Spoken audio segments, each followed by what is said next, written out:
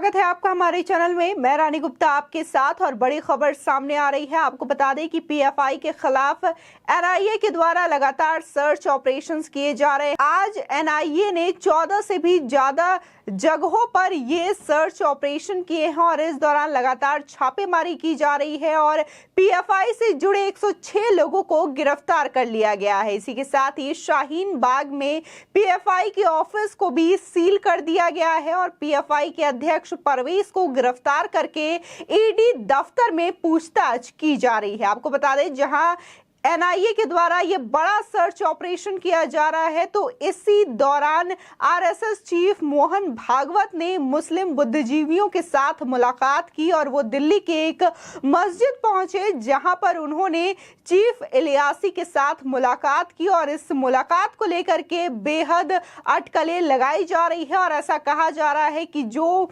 PFI के विरुद्ध कार्रवाई हो रही है, एनआईए के द्वारा जो छापेमारी की जा रही है, कहीं ये मीटिंग उसके संदर्भ में तो नहीं है। इसी के साथ ही इस मामले को और इस मीटिंग को कहीं ना कहीं ज्ञानवापी मुद्दे से भी जोड़ के देखा जा रहा है और कहा जा रहा है कि जो 1 घंटे तक मीटिंग चली है, तो कहीं ना कहीं उसमें आपसी सौहार्द भाईचारे को कायम रखने के लिए ये मीटिंग की गई है आरएसएस प्रमुख और जो इमाम इलियासी हैं उनके बीच। लेकिन इन सब के बीच में असदुद्दीन ओवैसी का भी बड़ा बयान सामने आया है और उन्होंने इस मीटिंग को लेकर के अपनी बौखलाहट साफ तौर पर जाहिर करते हुए कहा है कि इन बुद्धिजीवियों का जमीनी स्तर पर कोई लेना देना नहीं है। यानी कि उन्होंने, जो आरएसएस प्रमुख ने जो मीटिंग की है मुस्लिम बुद्धिजीवियों के साथ, उनको सीधे तौर पर ओवैसी ने यह कह डाला कि उनका जमीनी स्तर पर क्या चीजें हो रही हैं उनसे कोई लेना देना ही नहीं है।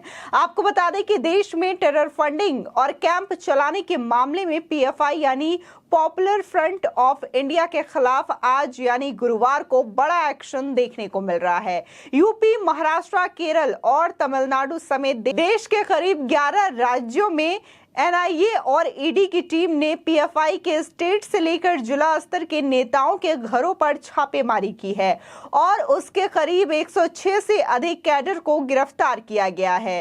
एनआईए ने इसे अब तक का सबसे बड़ा जांच अभियान करार दिया है। बता दें कि एनआईए ने पीएफआई के राष्ट्रीय अध्यक्ष ओम एम सलाम और दिल्ली अध्यक्ष परवेज अहमद को भी गिरफ्तार कर लिया गया है। इस बीच दिल्ली स्थित एनआईए हेडक्वार्टर की सुरक्षा को बढ़ा दिया गया है। खुफिया विभाग ने जो अलर्ट जारी किया है, उसके मुताबिक पीएफआई ने इस वक्त पुणे को अपना हब बना रखा है, जिसमें कई ट्रेनिंग प्रोग्राम्स जारी हैं। वहीं दबे पांव एसडीपीआई भी जलाना और औरंगाबाद में अपनी मेंबरशिप ड्राइव चला रही है। इसके साथ ही मुंबई से लेकर के राजस्थान तक गिरफ्तारियां भी हुई हैं।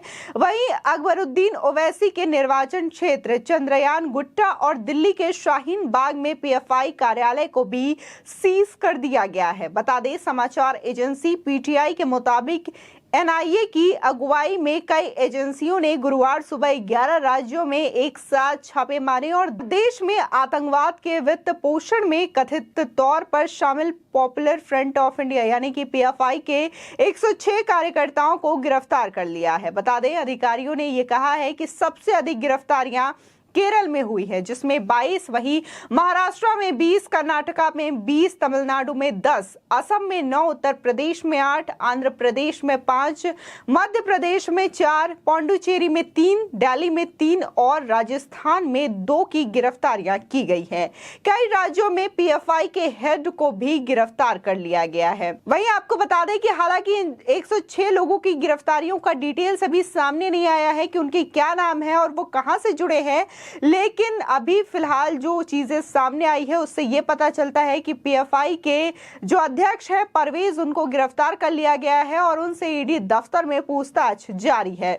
बता दें, अधिकारियों ने यह भी कहा कि एनआईए और ईडी और 11 राज्यों की पुलिस बल ने गिरफ्तारियां की हैं। अधिकारियों के मुताबिक आतंकवादियों को कथित तौर पर धन मुहैया कराने, उनके लिए प्रशिक्षण की व्यवस्था करने और लोगों को प्रतिबंधित संगठनों से जुड़ने के लिए बरगलाने में कथित तौर पर शामिल व्यक्तियों के परिसरों पर छापे मारे जा रहे हैं। एनआईए ने आतंकी गुटों को कथित तौर पर समर्थन देने वाले व्यक्तियों से जुड़े परिसरों पर छापे के बीच बेंगलुरु स्थित पॉपुलर फ्रंट ऑफ इंडिया तथा social democratic party of India के कार्यालयों पर भी तड़के छापे मारे हैं। वहीं दूसरी ओर बड़ी खबर इन सब के बीच में ये भी आ रही है कि आरएसएस प्रमुख मोहन भागवत ने आज दिल्ली में ऑल इंडिया इमाम ऑर्गेनाइजेशन के चीफ इमाम डॉक्टर इमाम उमर अहमद इलियासी के साथ मुलाकात की है। इससे पूर्व भी भागवत ने मुख्य चुनाव आयुक्त एसवाई कुरैशी और दिल्ली के पूर्व उपराज्यपाल